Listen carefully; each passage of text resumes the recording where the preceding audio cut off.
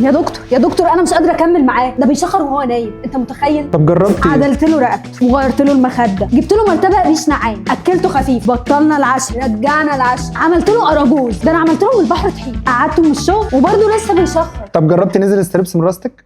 يعني انا جربت كل ده وهي دي هتحل بقى المشكله؟ طبعا هتخليك تتنفس احسن وتعلي نسبه الاكسجين، وكمان مرخصه دوليه، امنه جدا على الانف ومش بتسيب اي اثر زي نزل ستريبس. والاهم بقى من كل ده انها مش هتخليه يشخر تاني. اطلب دلوقتي من الويب سايت.